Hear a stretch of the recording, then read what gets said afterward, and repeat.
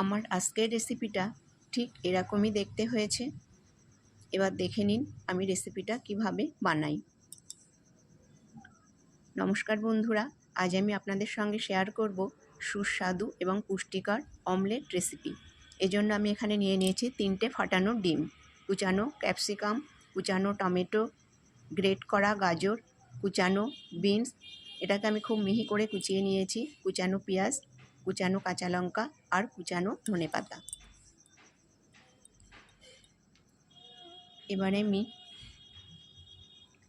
এই ডিমের মধ্যে প্রথমে দিয়ে দেব টমেটো কুচি আর পেঁয়াজ কুচি, দিয়ে দিলাম টমেটো আর পেঁয়াজ কুচি। এভাবে এটাকে দিয়ে আমি ডিমটাকে একটু ফাটিয়ে নেব। এভাবে একটু ফাটিয়ে নেব আমি প্রথমে।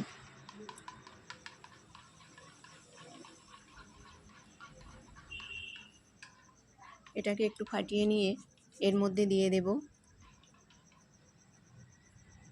ক্যাপসিকাম কুচি, গ্রেট করা গাজর আর কুচানো বিন।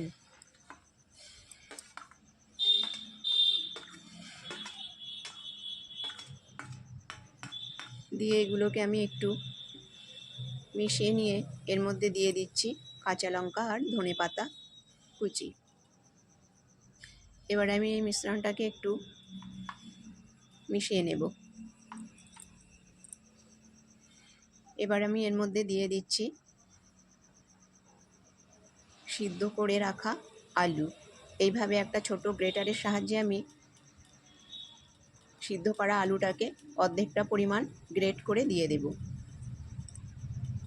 দেখুন এইভাবে অর্ধেকটা পরিমাণ আলু আমি এর মধ্যে গ্রেট করে দিয়েছি। এবার আমি এই উপকরণগুলোকে মিশিয়ে নেব। এটা একটু মেশানো হয়ে গেছে। এবার আমি এর মধ্যে দিয়ে দেব ছাতু। এখানে আমি ছোলার ছাতু ব্যবহার করছি। 3টে ডিমের জন্য এখানে আমি দিয়ে দেব ফুল 1 টেবিল চামচ ছোলার ছাতু। এই ছাতু দেওয়ার ফলে এটা যেরকম পুষ্টিকর সেরকম এটা খেতেও সুন্দর হবে, আর এটা থেকে খুব সুন্দর গন্ধও বেরোবে।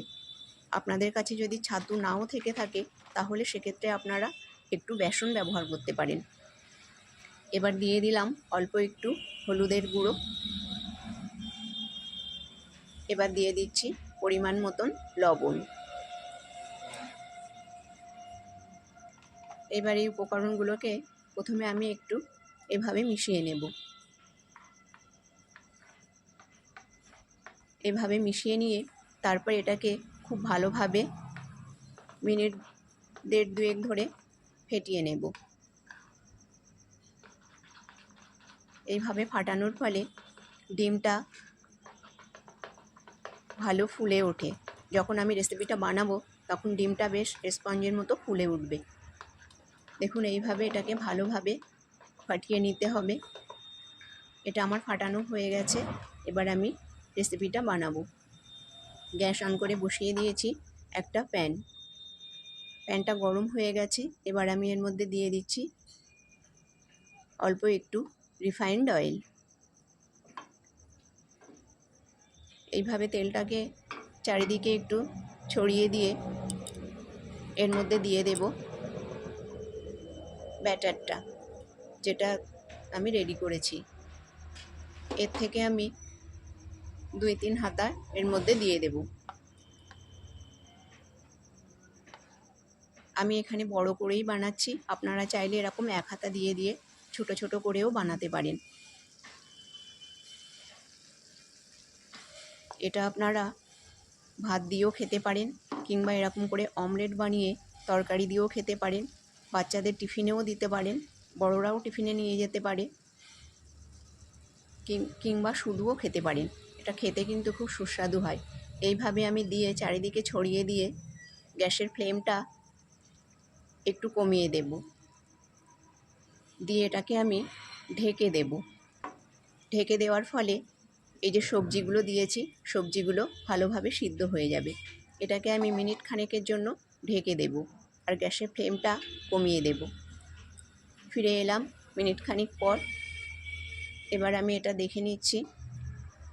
দেখুন অমলেটটা আমি একটু ডিপ ফ্রাই করব। আপনারা যদি একটু কম ফ্রাই করতে চান তাহলে একটু আগে থেকেই এটাকে উল্টে দেবেন।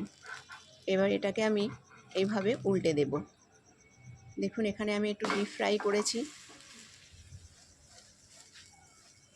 এইভাবে উল্টে দিচ্ছি আর সাইড থেকে একটু দিয়ে দেব আরও একটু রিফাইন্ড অয়েল।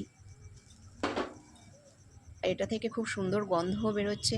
বন্ধুরা, আমার আজকের এই রেসিপিটা যদি আপনাদের ভালো লেগে থাকে তাহলে লাইক, শেয়ার এবং চ্যানেলটাকে সাবস্ক্রাইব করবার অনুরোধ রইল।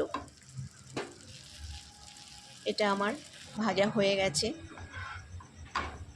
এবার এটাকে আমি উঠিয়ে নিয়ে বাকিটাও করে নেব। ভিডিওটা এত সময় দেখবার জন্য আপনাদেরকে অসংখ্য ধন্যবাদ।